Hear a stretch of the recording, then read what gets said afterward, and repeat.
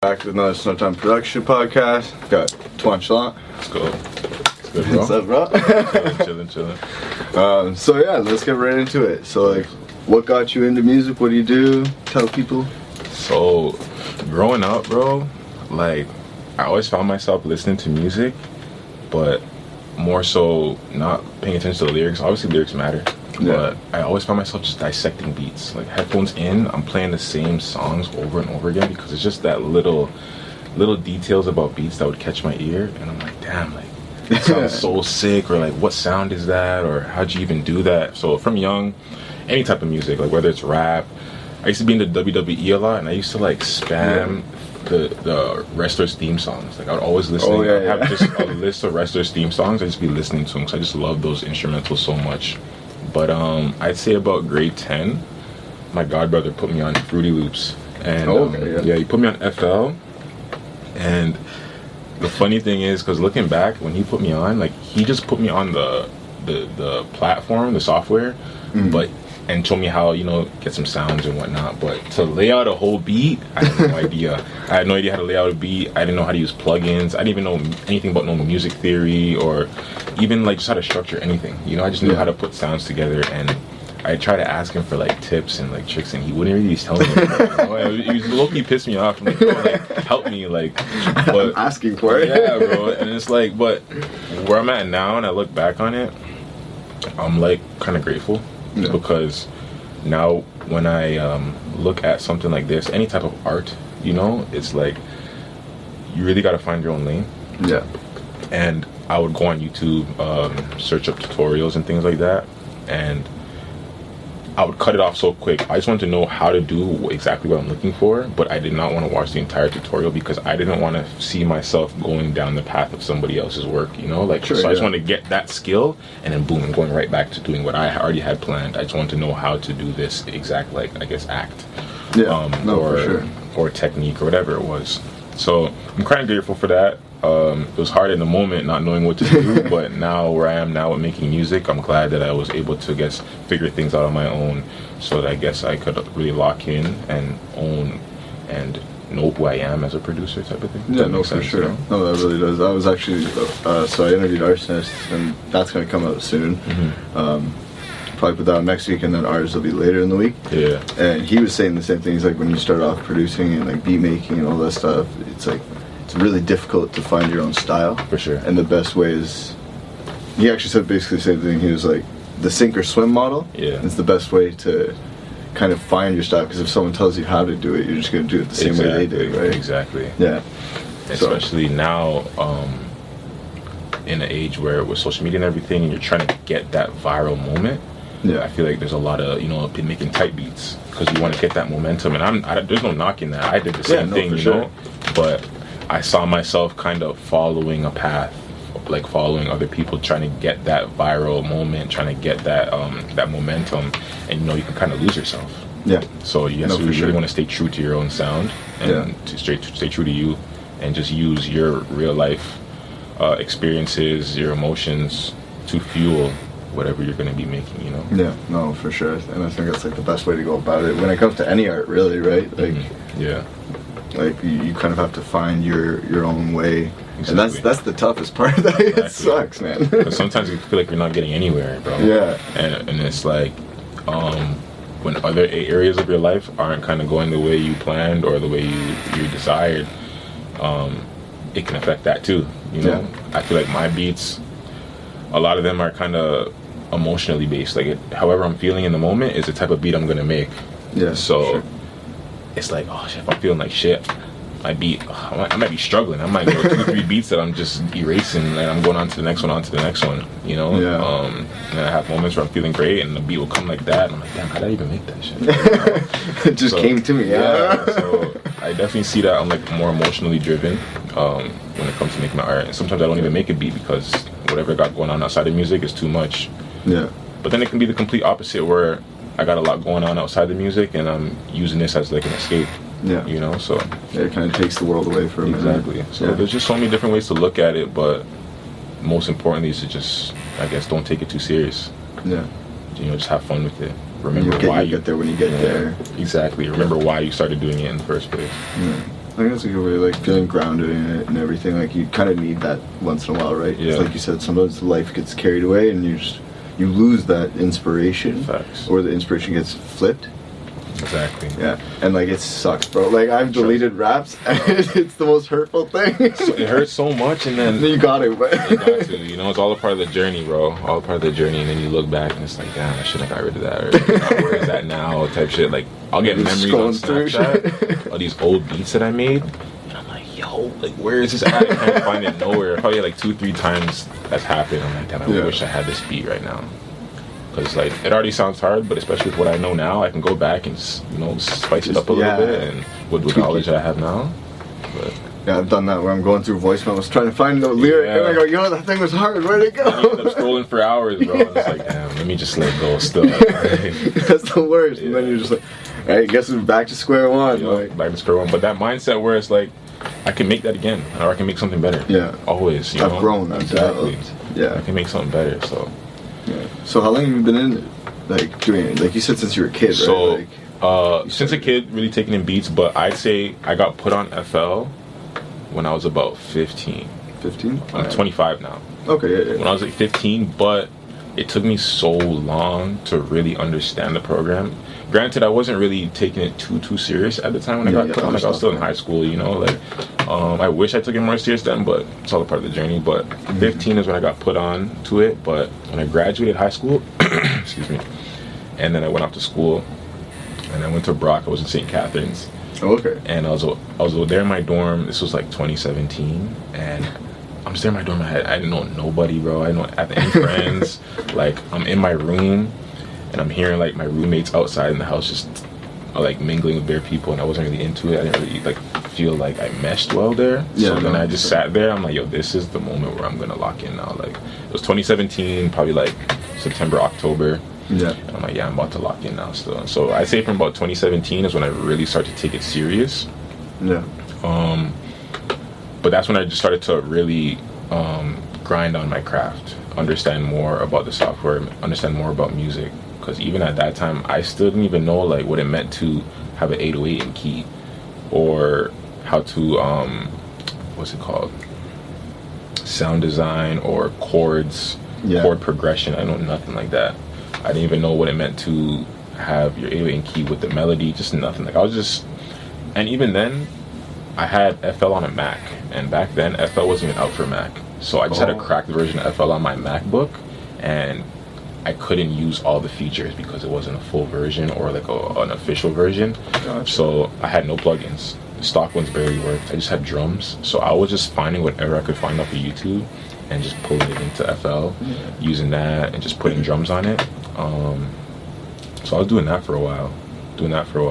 Like pretty bare bones, but like building off of finding like a main thing to build off of. Yeah, facts. Really just trying to get it out in the mud, like just trying to figure it out. But fortunately, I had some friends that I met out there eventually, and they made music too. Okay. PK, you know Jola?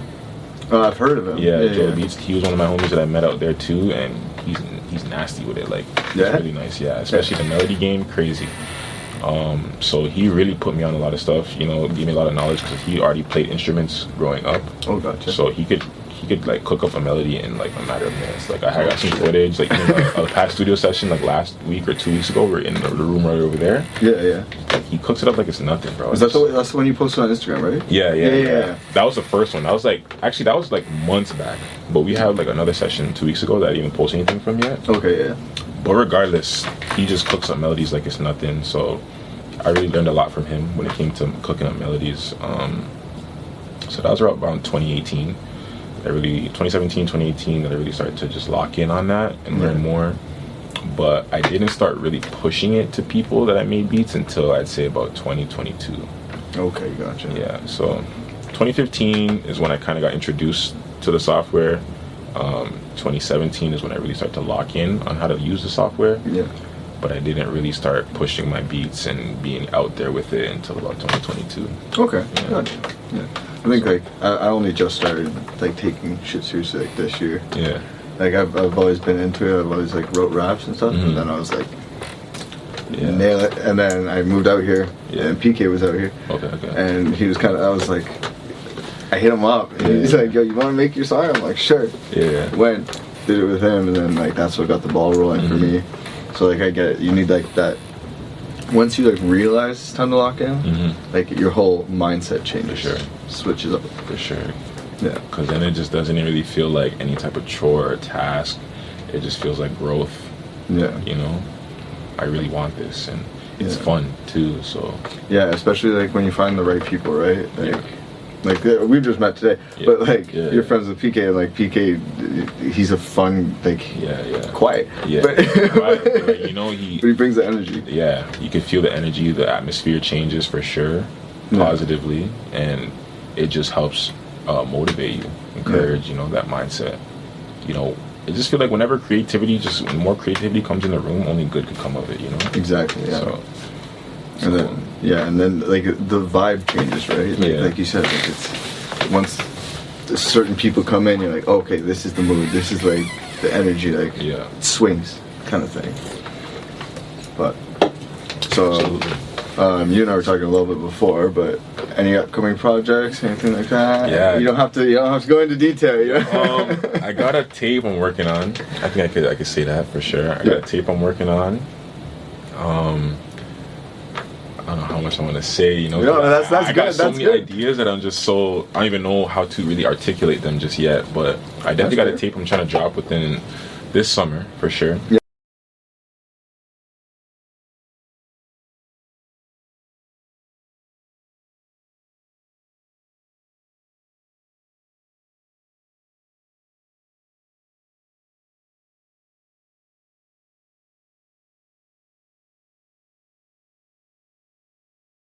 The tape coming, got a lot of range to it, energy, smooth shit, calm shit, you know. With the first tape, I just want to show people that I do a lot of different stuff, you know. It's not just trap music that I make or anything like that. I can make any type of music. I listen to any type of music. I consume all types of cultures, genres, and I just want it to be a reflection of who I am, type of thing. No, for sure. And then so like what? You're just chilling at home, kicking it. What's like your go-to genres? Like top 3. Go-to genres. And rap doesn't count because there's too many subgenres nowadays. Sure. So outside of rap. Yeah, or like subgenres of rap. Okay, cool. I'm really rocking with that, you know, the low shimmy type vibe. It's like a very smooth, like calm melody, but just minimal drums. Very minimal drums, or like just percussion, you know, just like a rim shot or something like that, you know, slight hi-hats. I've been rocking with that. I don't even know what type of vibe that would be, or a subgenre it would be. You ever heard of a shimmy song before? No, I don't think I have. Yeah.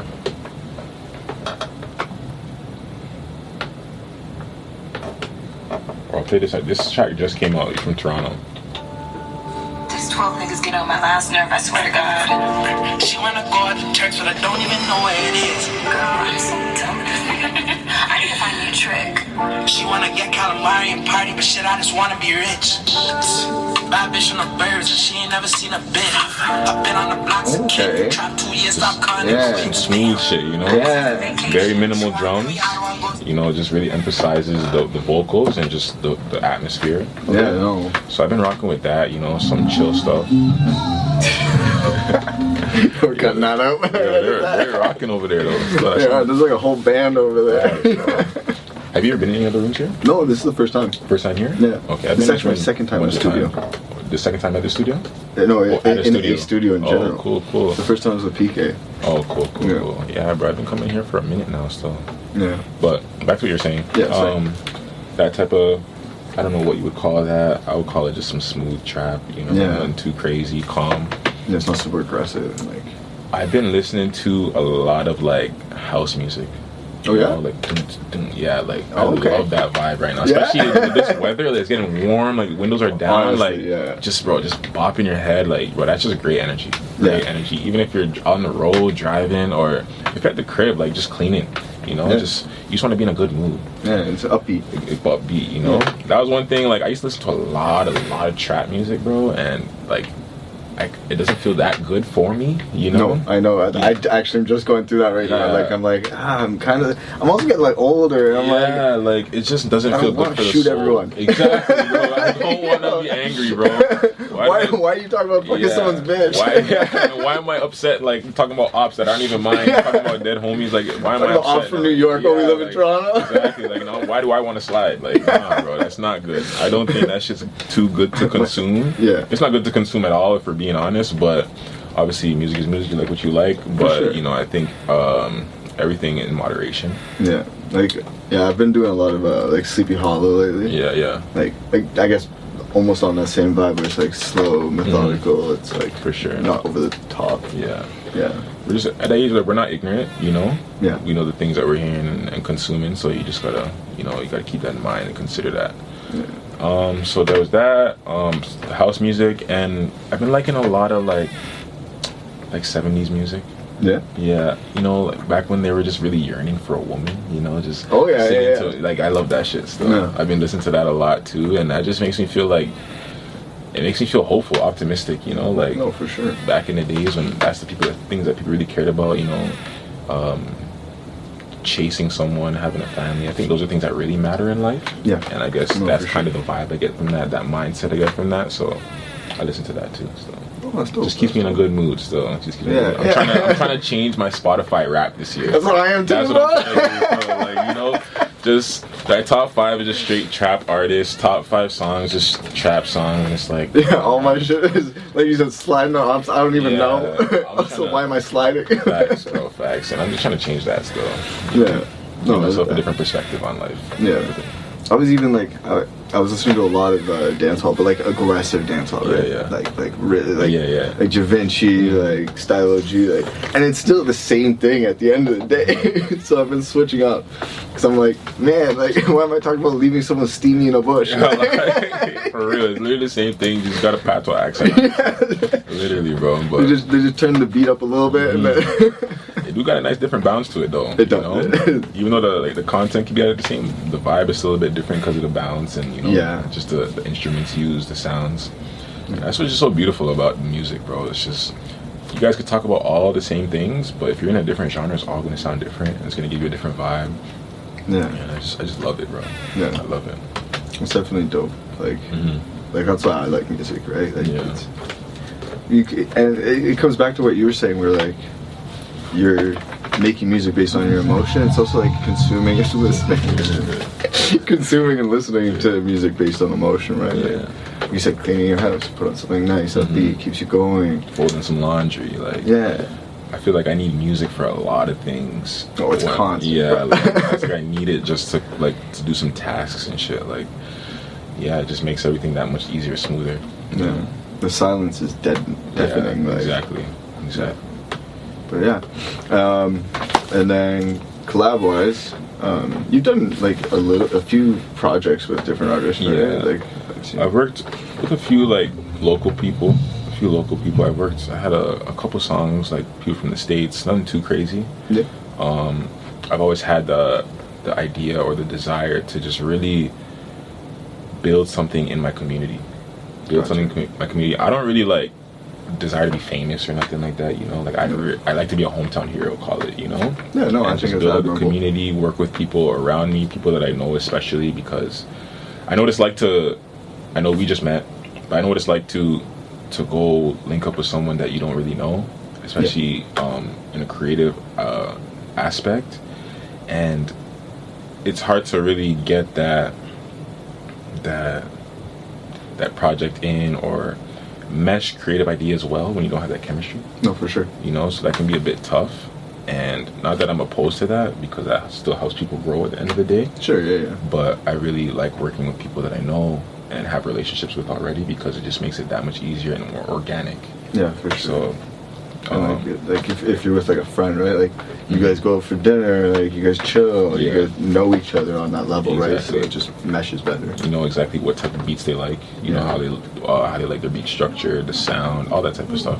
And I just think those things just make the process that much easier. Yeah, for sure. Or not even easier, but like I said, organic, smoother, and the end result that much greater. Yeah. So All right, and then I got one last question. All right, bet. What do you think of the hip hop scene right now, as it is? Like, at least in North America, right? Because like you start talking about different countries, it's a whole different vibe. But like the North American scene, especially the Toronto scene. Okay. It's a loaded question. Let me think about it for a second. So you can edit this, right? Yeah, I can cut this all out. I can make it jump back. Yo, I'm gonna go like in a timeline. I think I can only think about it like in a timeline point of view. To the point where when I first got on Toronto rap, I was in like high school, so like grade 9, grade 10, and that was when Pressa really started like blowing up. Like Pressa, Robin Banks, those guys. Like, to be honest, Pressa, Was Gang, those tracks, and that just flooded the high school scene for me at least. Yeah, like I'm from Brampton, not far out from Toronto. And it just flooded the high school scene. Like everyone was rapping these tracks.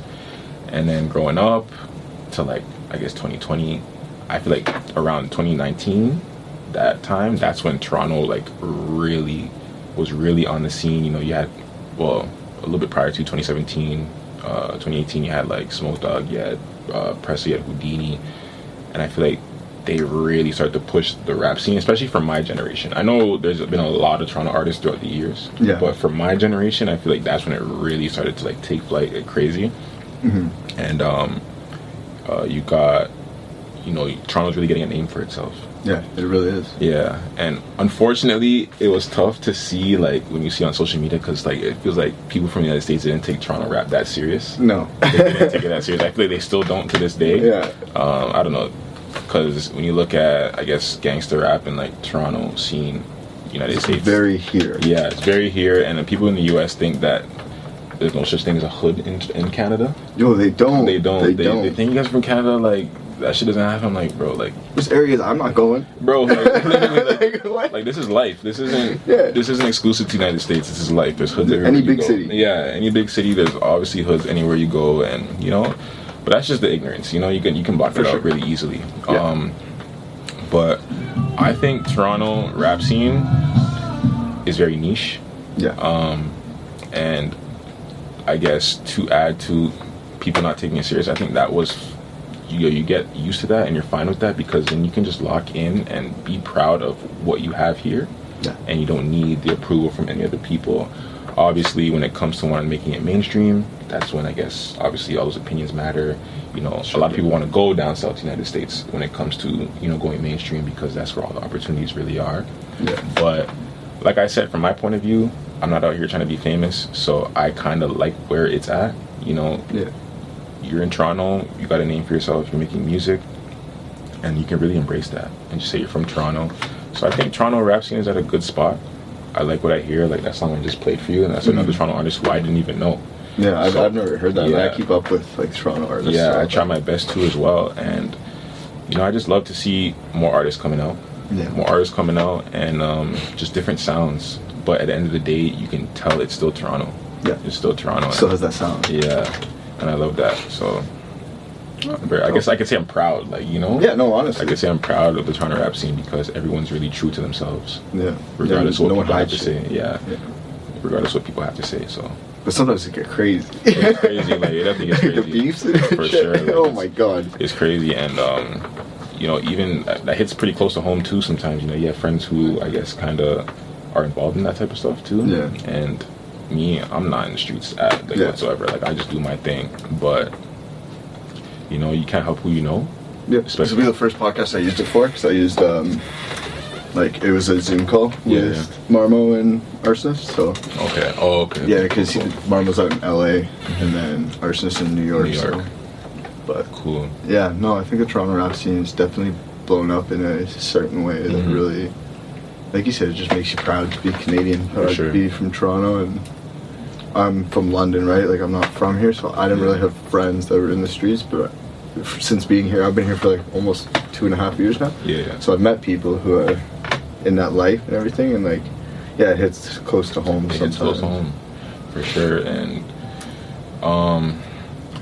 it's tough because that life, like I can't relate, but it's hard to, you try your best to support when you don't really understand certain things. Yeah. So it's a bit tough, but Yeah, like the politics. And Yeah, shit. yeah. It's tough. It's tough. No, for sure.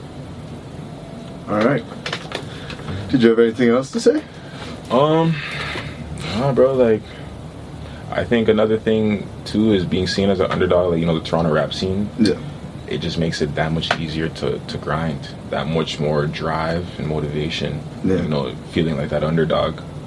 And that's kind of like how I felt. You know. For sure. Making beats and whatnot. Obviously, try your best not to compare yourself to other people, but you know it's inevitable sometimes, especially when you're on social media and you know you're trying to reach a certain point in life. So it's inevitable, but I guess I like that feeling. I like the underdog feeling because it keeps me hungry. It keeps me hungry. I get that for sure. And I feel like a lot of people in not just music, you know, can relate to that. Yeah. In this community, so you know. And it's hard, right? Like to put yourself out and get started on that. Like, Sure. I had some major self-confidence issues when I started. Like everyone's judging me. So I'm saying that's why I didn't start pushing my beats till 2022, and I started taking it serious in 2017 because I'm just here like, nah, like that's not it. No one's gonna like this. Bro, another trash producer coming out. Like, here we go. But then I'm having people close to me listen to these beats and like, yo, like, what are you doing? Like, yo, you should be pushing this. You should be working. You should be doing. And I'm just here like, fuck, like, I don't know. Like, they're just telling me what I want to hear. You know, they're not being honest with me. But that's just the insecurity in that, and I just had to really lock in, double down, bet on yourself. Yeah. And you know, it's been great. It's been really fun. Dope, man. It's been really fun. I can keep talking. Like I can. Yeah. I can say. Oh. Yeah. I know when I first started pushing the beats, I got too wrapped up into that. Like, okay, I'm pushing these beats now. Now I need to make money off of it. Yeah. And I'm just trying to like push beats and sell beats, work with artists to make money, and then it didn't work out. Like I'm like, yo, why isn't like it working the way I thought? Like I thought it should be moving, like it should be going smoothly, the ball should be rolling, but I realized like, bro, that's not the mindset you should have or I should have going into this. I shouldn't be going into this thinking I'm gonna be making money. Like that's not why I started making beats in the first place, you know? It's a passion, right? Exactly, it's a passion. I look at it as a form of expression. So I just had to dial back. I took some time off from pushing the beats. I just had to, I guess, recalibrate, you know, fix my focus, my plan. And now, like I said, I just look at it as a form of expression. I don't look for any type of expectations or results to come from it. I'm just putting out there, whoever fucks with it. And, you know, I feel like once I got that mindset in, it's just so much less stress, less anxiety behind it, less, feeling of being behind, less comparison, and on the other hand, more opportunities came from it. But look where we are today. You know? I never thought I'd be on a podcast, to be honest, you know. So I'm grateful for that. To be fair, I never thought I'd be starting a podcast, and then I just randomly did it. So look where we are, but just betting on ourselves and our confidence and our passions. So I'm grateful to be here. I'm grateful for you to reach out to me, and I'm grateful for you get this thing going, and I'm excited to see where it goes from here. Yeah, dude, for sure, man. Appreciate it, bro. All right, want to jump into some random shit? All right, bet. Yeah? Let's do it. All right. Let's do it. All right. I need to figure out